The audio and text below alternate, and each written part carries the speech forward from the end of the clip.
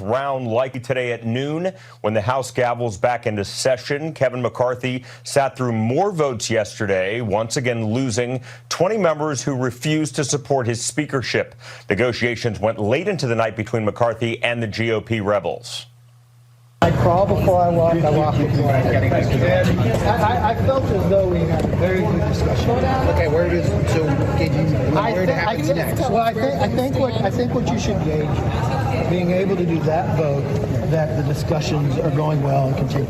But that doesn't mean they're done. Congresswoman-elect Lauren Boebert from Colorado, who won her re-election by a thread, says McCarthy is not the right person for the job without giving precise details. Kevin McCarthy didn't even want to listen to us until his disappointing midterms. We all want a unified party, but this isn't chaos. It's a functioning constitutional republic. When everything is said and done, I like the House Republicans will be stronger and better prepared to lead than we ever have before. I believe that this is what our founding fathers intended. Part of the groupthink of Washington, D.C. is you come here and you've just got to give the lobbyists your vote card and the leadership your calendar and everything will be okay.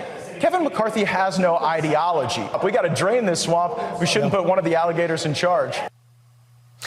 But remember, McCarthy has more than 200 supporters in the House.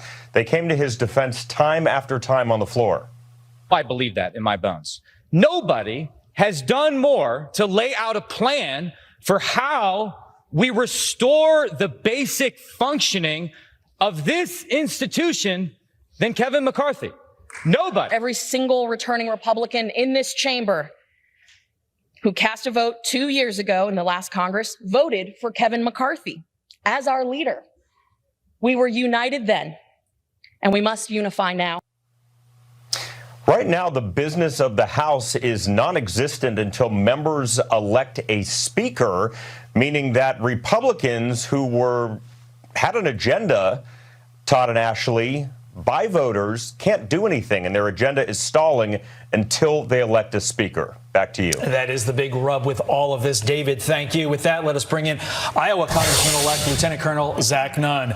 Lieutenant Colonel Nunn, another night, another rumored midnight deal behind the scenes to get Kevin McCarthy elected. What can you tell us about that? Look, here's what's important. I'm a military guy, and I'm very focused on mission objective. We're at a point now where the constituents in my district want to see forward momentum. We came to Congress as a newly elected guy out of Iowa to make sure that we had the opportunity to be a voice for our district, for our people, for our family. And right now we have record high inflation, we have record deficits, we have record spending. That's not going to be held accountable until the House gets its act in order, because we are the last safeguard against a spend, do everything presidency and a Senate which is compliant. So this first aspect is us getting together as a team. And I will say this, here's what I know. This is a healthy process. It gets everybody on the same page in our very first important vote. But the speaker is not going to be what decides this agenda. It's going to be the members of the House of Representatives. If we can work together through this, we'll be in a much stronger position going forward to tackle those key issues: national security, border security, runaway inflation, and really moving the agenda forward that helps every American better their life. Okay, but to my question, are you aware of anything behind the scenes right now in these midnight to 5 a.m. hours that are going to put Kevin McCarthy across the finish line?